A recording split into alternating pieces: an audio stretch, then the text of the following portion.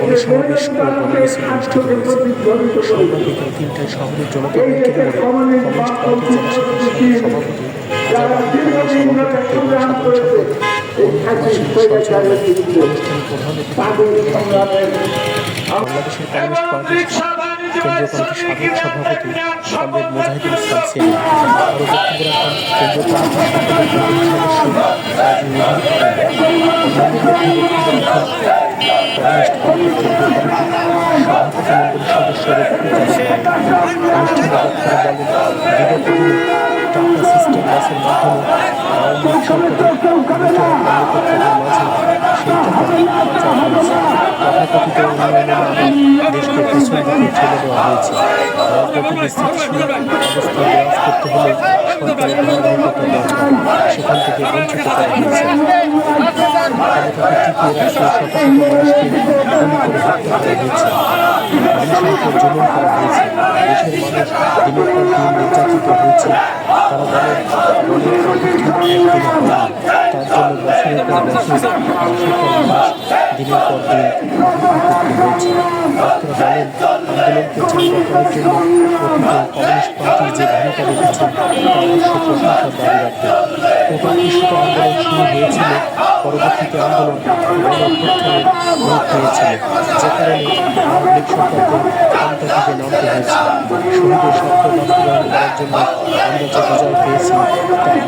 শহীদের স্বার্থ বাস্তবায়ন করার জন্য আমরা যে বিজয় পেয়েছি তা ধরে রাখতে হবে। বিস্তারিত জানতে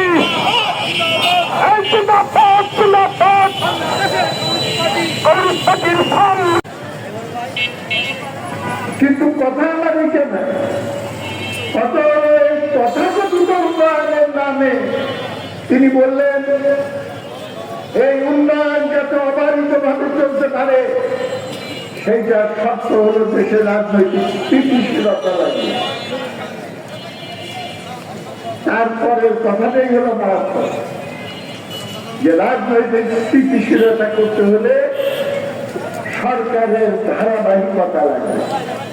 সরকারের ধারাবাহিকতা মানে চিরদিন দরকার আওয়ামী লীগের সরকার, বারবার দরকার তার টাকা নিয়ে অল্প কিছু মানুষের হাতে এটা কেন্দ্রীভূত করা, সেটাকে বেশ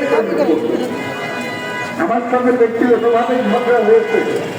তিনি বলেছিলেন আপনি এখানে হিংসা করেন কেন, কিছু লোকের হাতে টাকা জমুক, এক সময় চুয়ায় করতে করতে হয়তো গরিবের কাছে যাবে।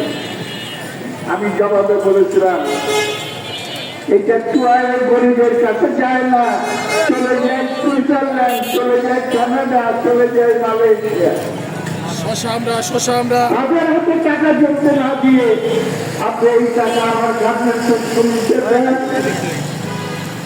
আমার রিক্সা চালক ভাইদেরকে দেন, আমার গরিব মুখে মজুর, আমার ফুটপাতে যারা ব্যবসা করে হকার ভাইদেরকে দেন।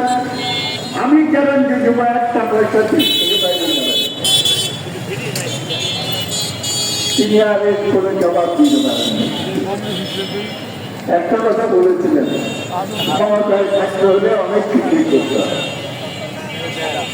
ক্ষমতায় না থাকলে যে কি হবে সেই কথাটা ওবায়দুল কাদের বলে দিয়ে লড়াকু সৈনিক ফরিদপুর জেলা কমিটির কমরেড অরুণ কুমার শীলকে দায়িত্ব দেওয়া হলো সভাপতি।